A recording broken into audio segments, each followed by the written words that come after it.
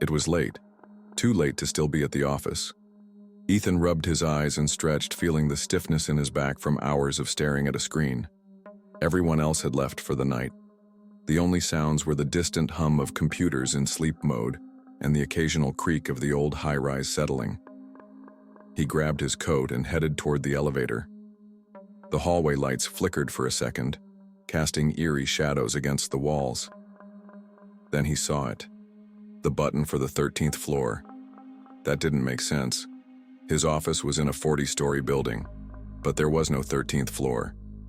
Like many skyscrapers, the builders had skipped it, jumping from 12 to 14. Ethan hesitated. Maybe someone had tampered with the panel. Maybe it was a prank. His fingers twitched. A weird feeling settled in his stomach, a mix of curiosity and dread. Then, almost without thinking, he pressed the button. The doors slid shut, and the elevator began to descend. The elevator descended smoothly at first. Ethan watched the numbers tick down, 40, 39, 38, until they reached 12. Then, instead of skipping to 14, the 13 button flickered. A cold chill ran down his spine. This wasn't possible. The 13th floor didn't exist. The building's blueprints didn't include it. There was no space for it. Yet, the elevator slowed. Then, ding, the doors slid open. The 13th floor. The hallway beyond the doors was wrong. It looked almost identical to the 12th floor. Same corporate-style gray carpet, same flickering fluorescent lights, same lifeless cubicles. But something was off. The air was heavy, thick like fog had settled indoors. A faint, musty smell of rot seeped from the walls. And the silence.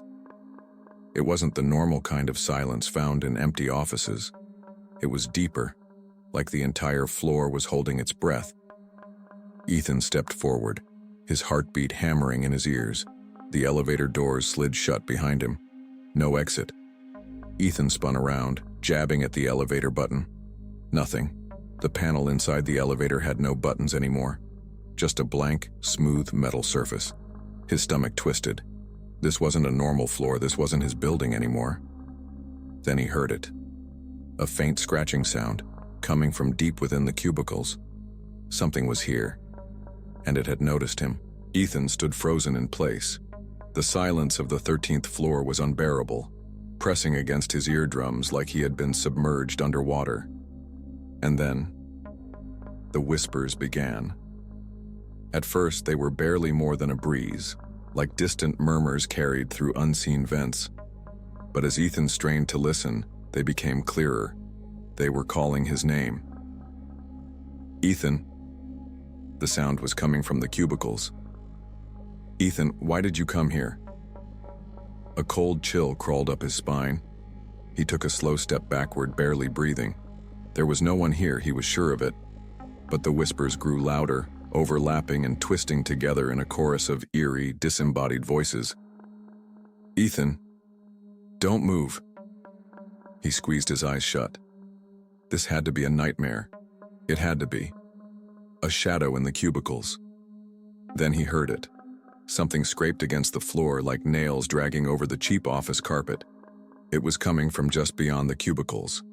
A slow, deliberate movement. Ethan's breath caught in his throat. He wasn't alone here. Slowly, very slowly, he turned his head.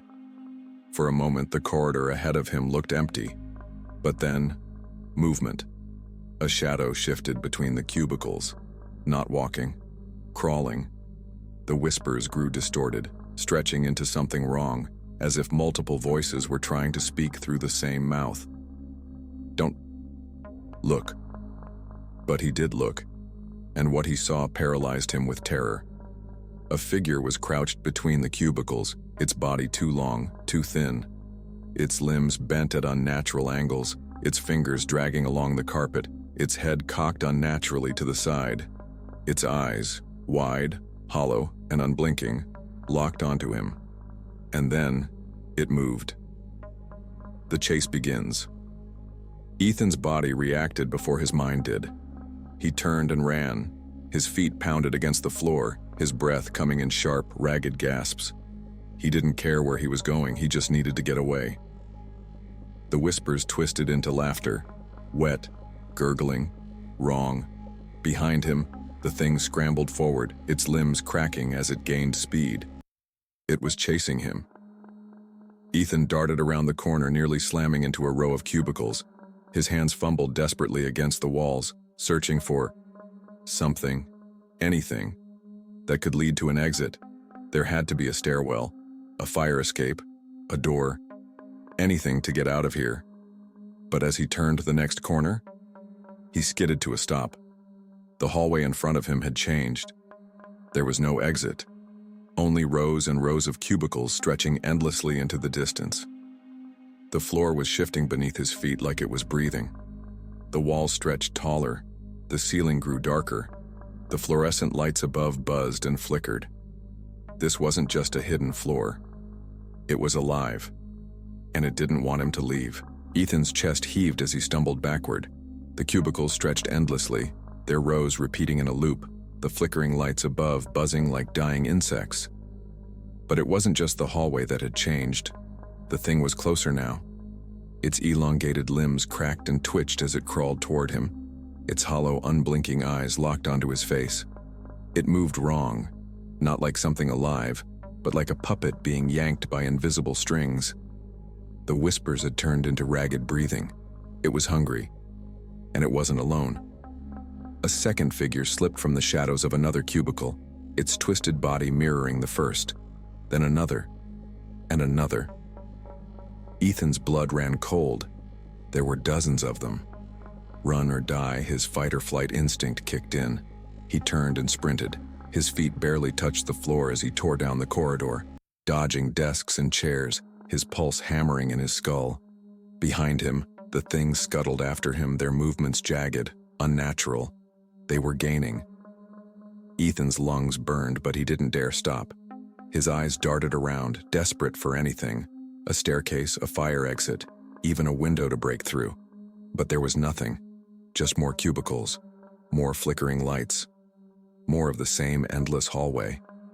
He felt like he was running in place, trapped in a nightmare that refused to let him wake up. Then, out of the corner of his eye, a door, a single unmarked door at the very end of the hallway. The door that shouldn't exist.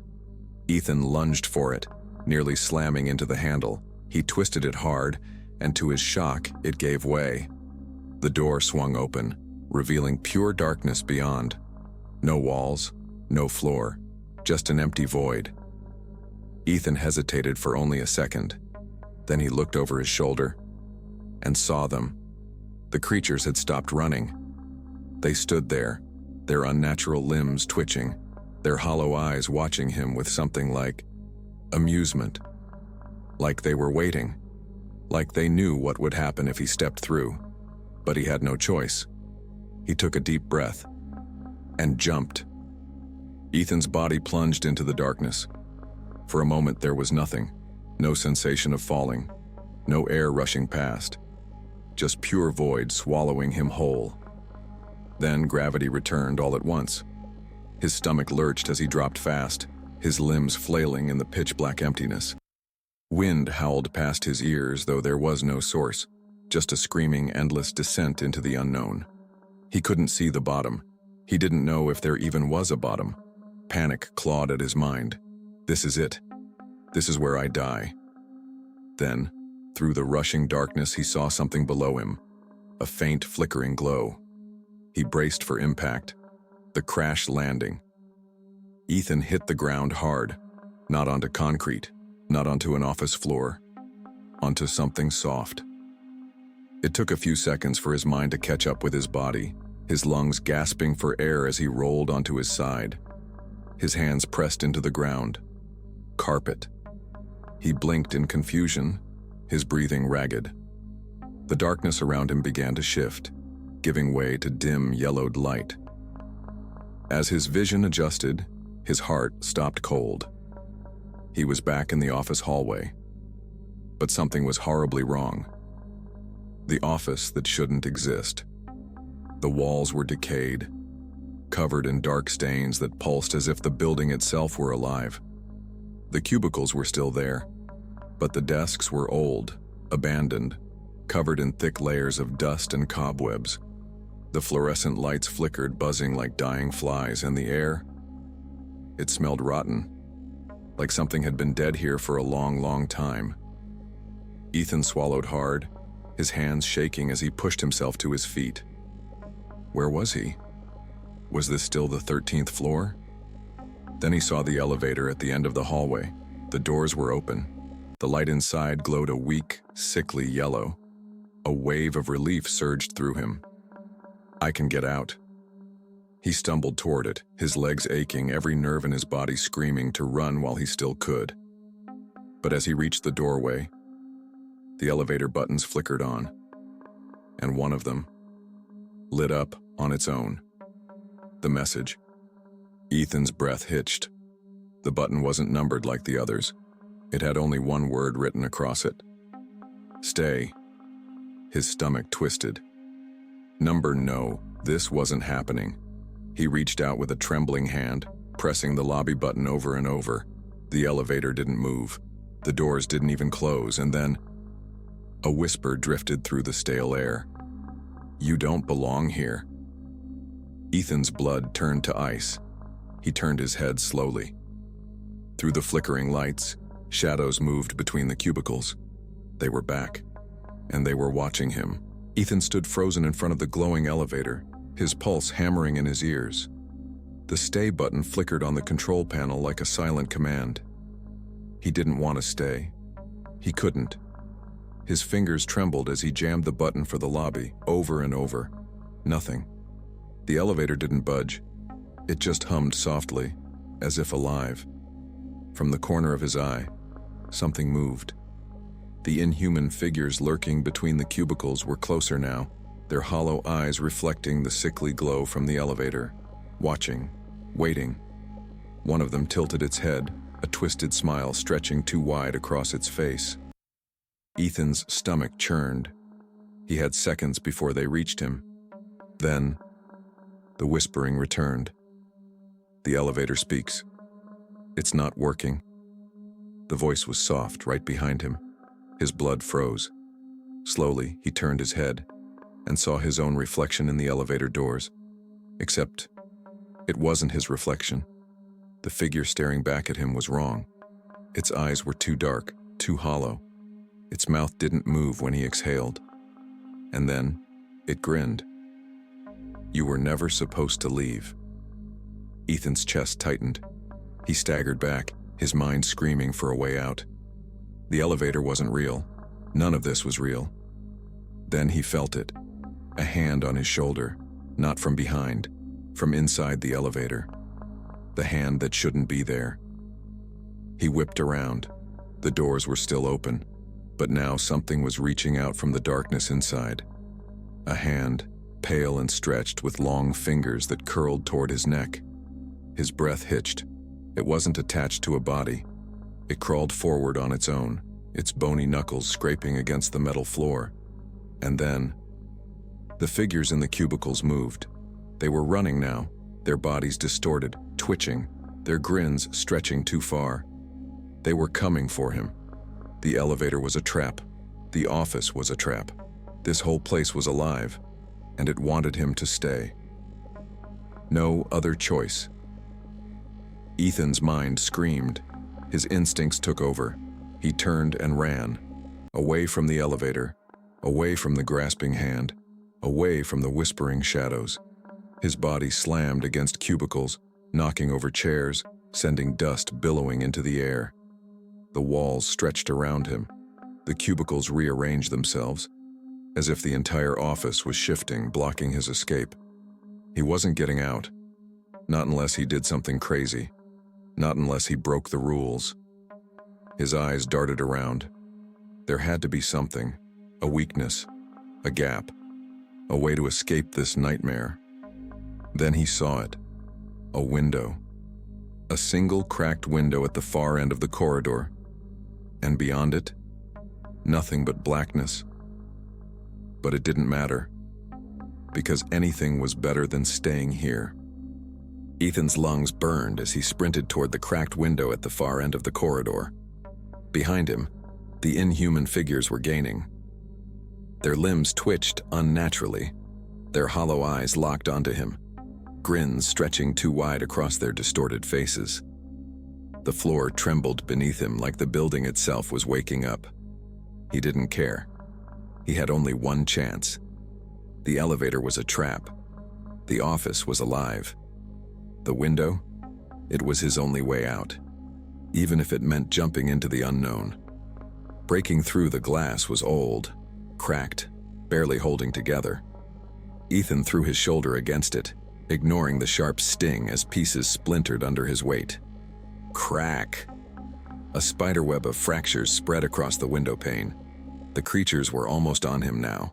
Their whispers had turned into a chorus of laughter, high-pitched, wrong, like a radio stuck between stations. Jump, jump, jump. Ethan slammed against the glass one last time.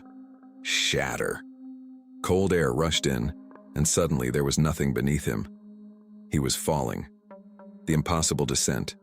For the second time that night, Ethan plunged into darkness. But this time, it wasn't just black void swallowing him. This time he could see. The outside of the building stretched endlessly downward, far beyond where the first floor should have been. The world below was wrong. A shifting, pulsating mass of dark tendrils writhing like something alive. The city skyline was gone. The streets were gone. There was only this place, the 13th floor, and whatever lay beneath it. Ethan's mind reeled. Where was he falling? Would he ever hit the ground? Then, from the shadows above, he saw something move. The creatures had followed him. They were crawling down the building's walls, their limbs stretching like spiders, their empty eyes locked on him. They weren't letting him go. This wasn't an escape. It was a longer nightmare. And at the bottom, something was waiting. Ethan was falling forever. There was no bottom, no ground rushing toward him, no impact. Only the endless abyss swallowing him whole. The shattered glass from the window spun around him, catching flashes of sickly yellow light from above. The building stretched endlessly, an impossible structure that shouldn't exist. And behind him, the creatures were still coming. Their hollow eyes never blinked. Their limbs stretched unnaturally, bending at angles that defied logic. They crawled down the walls, closing the distance with every unnatural twitch. And below, the writhing tendrils coiled like hungry serpents, waiting for him to reach them. He was trapped, falling into a nightmare with no end. The voices return. The whispers started again. You can't leave. No one ever leaves. Why did you come here? The voices weren't human anymore. They were layered, distorted, like a broken radio signal crawling through his skull. Ethan clutched his head, trying to block them out, but they only grew louder. Then, one whisper cut through the noise, clearer than the rest. A single word. Wake up. Ethan's eyes snapped open. Wait, had they been closed? Had this been a dream? A choice in the void. Suddenly, the darkness around him shifted. Something was changing. For the first time, he saw it. A second light below him, glowing faintly in the void. Two options. 1. Keep falling. 2. Aim for the light. The creatures were right behind him now. The tendrils were waiting below. He had seconds to make a choice. Then, a hand shot out of the void beneath him. Not monstrous, not inhuman. A normal hand, reaching for him. Ethan didn't think. He grabbed it, and everything went white. Ethan's fingers closed around the outstretched hand, gripping it like a lifeline. The moment they touched, a blinding white light exploded around him, swallowing the darkness, the creatures, the endless fall, everything.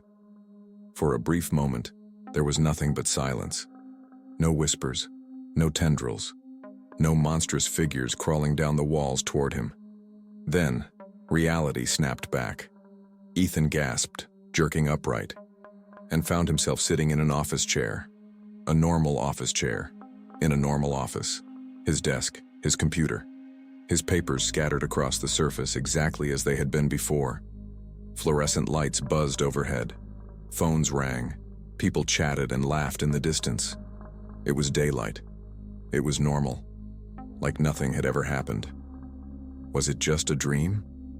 Ethan's hands trembled as he reached up to touch his face. His skin felt cold. His heartbeat hammered against his ribs. Had it been a dream? A hallucination? A trick of the mind from too much stress, exhaustion, overwork? His eyes darted toward the elevator at the end of the hall. It looked normal. No mysterious 13th floor button. No sickly yellow glow. Just a regular corporate elevator going up and down like it always did.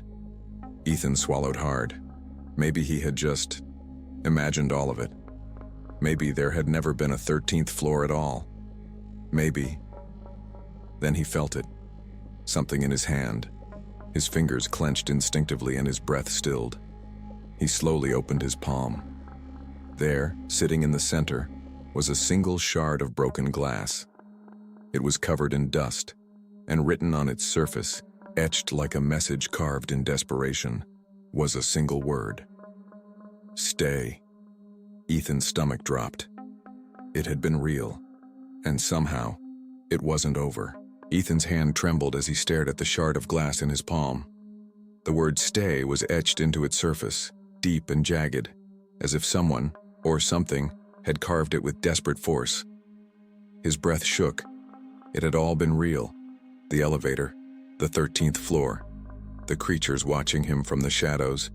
And yet, he was back in his office, back in the normal world. Or at least, it seemed normal. But something felt off, like an itch in the back of his mind, like a dream that hadn't fully ended. The elevator opens. A soft ding echoed across the office. The elevator doors slid open. Ethan's stomach twisted. He couldn't see inside from where he was sitting. A few employees walked past, chatting as if nothing was wrong. None of them looked at the elevator.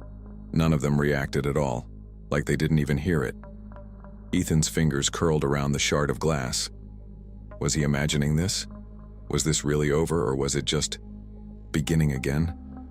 Then, from deep inside the elevator, something shifted. A shadow moved. A whisper curled through the air, soft, inviting, hungry. We never let anyone leave. Ethan's entire body went cold. His eyes locked onto the control panel inside the elevator. There, glowing faintly, flickering at the edges, was a button, the 13th floor. And this time, he wasn't the one who pressed it.